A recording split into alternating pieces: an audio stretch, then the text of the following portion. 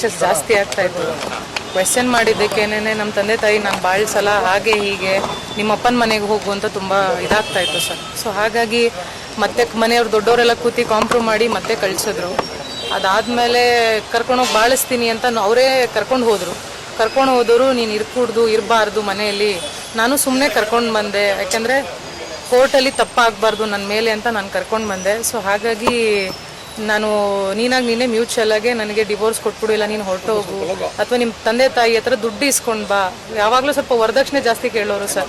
ನಾನೊಬ್ಬ PSI ಆಗಿ ಒಂದು ಮನೆ ಕೊಡಿಸಿಲ್ಲ, ಒಂದು ಸೈಟ್ ಕೊಡಿಸಿಲ್ಲ, ಒಂದು 50 ಲಕ್ಷ ಕ್ಯಾಶ್ ಕೊಡಲಿಲ್ಲ, ಹಾಗೆ ಹೀಗೆ ಅಂತ ತುಂಬ ಯಾವಾಗಲೂ ಅದು ಟಾರ್ಚರ್ಗಳು ನಡೀತಾನೆ ಇತ್ತು.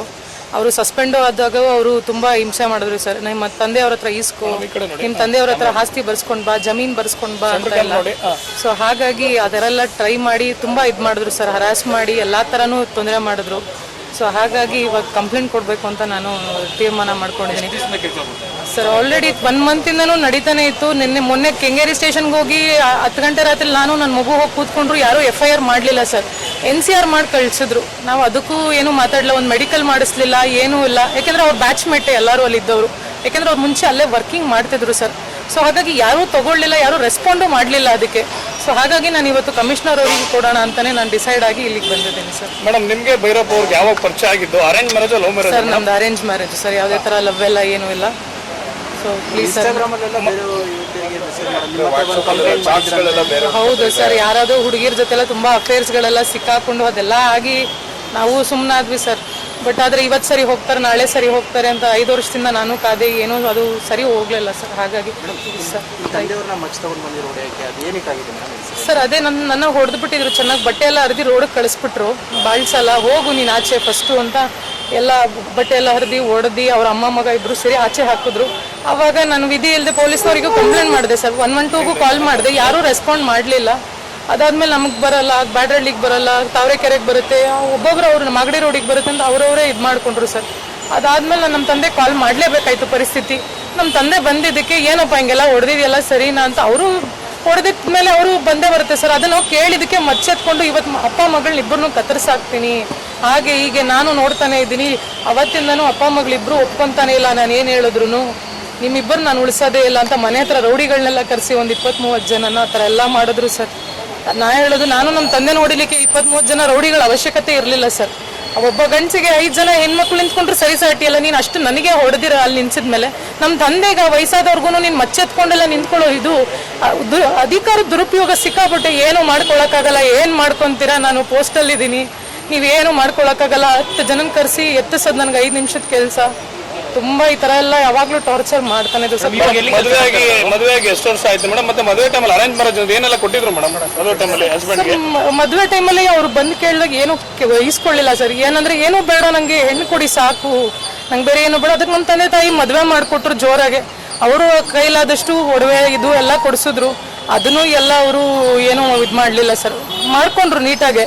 ಮಾಡ್ಕೊಂಡು ಆದ್ಮೇಲೆ ಅವ್ರ ತಾಯಿ ಅವರು ಎಲ್ಲ ಸಿಕ್ಕಾಬಿಟ್ಟು ಏನು ತರಲಿಲ್ಲ, ಏನು ಕೊಡ್ಲಿಲ್ಲ. ನಾವು ಕೇಳದೆ ಹೋದ್ರು ನೀವು ಕೊಡ್ಬೇಕಿತ್ತು, ನೀವು ಯಾಕೆ ಕೊಡ್ಲಿಲ್ಲ ಅಂತಾನೆ ಕ್ವೆಶ್ಚನ್ ಮಾಡಿ ಅದು ವರದಕ್ಷಿಣೆಗೆ ಸಿಕ್ಕಾಪಟ್ಟೆ ನಡೆದೋಯ್ತು ಸರ್. ಎಷ್ಟು ಕೇಳ್ತೀರಾ ಮೇಡಮ್? 50 ಲಕ್ಷ ದುಡ್ಡು ಸೈಟ್ ಎಲ್ಲ ಕೇಳಿದ್ರು ಅಂತಾರೆ. ಹೌದು ಸರ್, ಅವ್ರದ್ದು ಸಸ್ಪೆನ್ಷನ್ ಆಗೋಗಿತ್ತು ಲಾಸ್ಟ್ ಲೋಕಾಯುಕ್ತದಲ್ಲಿ ರೈಡ್ ಆಗಿ.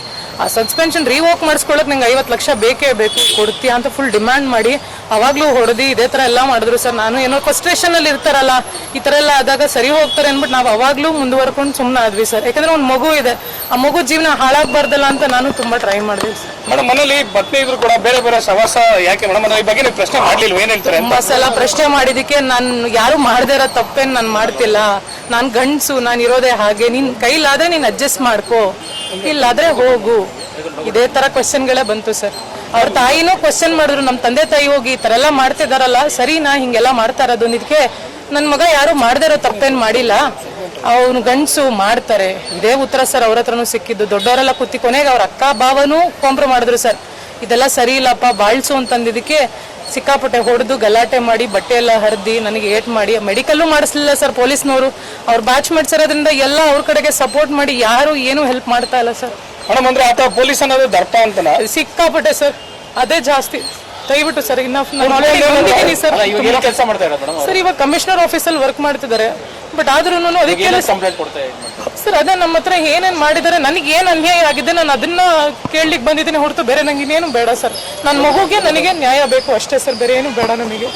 ಅವ್ರು ಎಷ್ಟು ವರದಕ್ಷಿಣೆ ಆಗಲಿ ಎಲ್ಲದಕ್ಕೂ ಆಗಲಿ, ಅವ್ರು ಹೊಡೆದಿರೋ ದೌರ್ಜನ್ಯಕ್ಕಾಗಲಿ, ಈ ಥರ ಒಬ್ಬ ಅಫಿಷಿಯಲ್ ಆಗಿ ಮ್ಯಾನ್ ಹ್ಯಾಂಡ್ಲಿಂಗ್ ಮಾಡೋದು ತಪ್ಪು ಸರ್.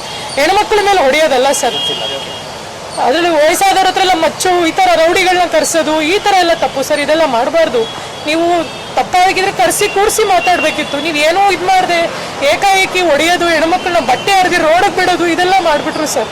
ಅದು ತುಂಬಾ ನನಗೆ ನೋವಾಗಿತ್ತು ಮೇಡಮ್. ಆತನ ಮೇಲೆ ಮಾತ್ರ ಅಲ್ಲ ಮೇಡಮ್, ಈ ಕೆಂಗೇರಿ ಪೊಲೀಸ್ ಏನು ನೆಗ್ಲಿಜೆನ್ಸ್ ಮಾಡಿದ್ರು ಅವ್ರ ಮೇಲೆ ಕೂಡ ಕ್ರಮ ಬೇಕು. ಹೌದು ಸರ್, 100%. ಯಾಕೆಂದ್ರೆ ಕಾಂಪ್ರಮ್ ಮಾಡಿ ಎಷ್ಟು ಕಾಂಪ್ರಮ್ ಮಾಡೋದು ಸರ್, ಕೈ ಮೀರಿ ಹೋಗಿದೆ ಸರ್. ಇದು ಕಾಂಪ್ರಮ್ ಮಾಡುವಂತ ಅವಶ್ಯಕತೆ ಇಲ್ಲ ಸರ್. ಇನ್ನು ಮೋಹನ್ ಮುರಳಿ ಅಂತ ಸರ್, ಅವರು ನನಗೆ ಗೊತ್ತೇ ಇಲ್ಲ ಅನ್ನೋ ತರನೇ ಮಾತಾಡಿದ್ರು ಸರ್.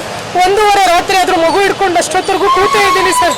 ಮಾಡ್ತೀನಿ ಅಂತ ಅಂದ್ಬಿಟ್ಟು ಕೊನೆಗೆ NCR ಮಾಡೇ ಕಳ್ಸಿಬಿಟ್ರು ಸರ್. ಮೆಡಿಕಲ್ ಮಾಡಿಸಿ ಅಂತ ಕೇಳಿದಕ್ಕೂ ಇಲ್ಲ ಬೆಳಗ್ಗೆ ಬನ್ನಿ ನೋಡೋಣ ಆಗತ್ತೆ, ಈಗಾಗಲ್ಲ ಅಂತ ಅವ್ರಿಗೆ ಫೋನ್ ಮಾಡಿ ಅವರಿಗೆಲ್ಲ ವಿಚಾರಗಳು ತಲುಪಿಸಿದ್ದಾರೆ. ಆತ ಕೂಡ ಪೊಲೀಸ್ ಅಂದ್ಬಿಟ್ಟು ಅದಕ್ಕೆ ಸಪೋರ್ಟ್ ಆಗಿ ನಿಂತಿದ್ದಾರೆ. ಹೌದು ಸರ್, ಅವರಿಬ್ರು ಒಟ್ಟಿಗೆ ಸಸ್ಪೆಂಡ್ ಆಗಿದ್ದು ಸರ್ ಅವಾಗ ಲೋಕಾಯುಕ್ತ ಕೇಸಲ್ಲಿ. ಸೊ ಅವರಿಬ್ರು ಫ್ರೆಂಡ್ಸು, ಹಾಗಾಗಿ ಅವರು ಒಬ್ರನ್ನೊಬ್ರು ಬಿಟ್ಕೊಡ್ಲಿಲ್ಲ ಸರ್. ಏನ್ ಹೇಳ್ತೀರಮ್ಮ, ಏನಾಗ್ಬೇಕು ಆಕ್ಷನ್ ಅಂತ? ಸರ್ ನನ್ಗೇನಲ್ಲ, ಏನಿದೆ ಅವ್ರು ಏನೇನು ಅನ್ಯಾಯಗಳು ಮಾಡ್ತಿದ್ದಾರೆ, ಒಂದಲ್ಲ ಎರಡಲ್ಲ, ಈತ ಮಾಡಿರೋದು ಬಹಳಷ್ಟಿದೆ, ಹೇಳ್ಕೊಳ್ಲಿಕ್ಕೆ ಆಗದಿರೋದು.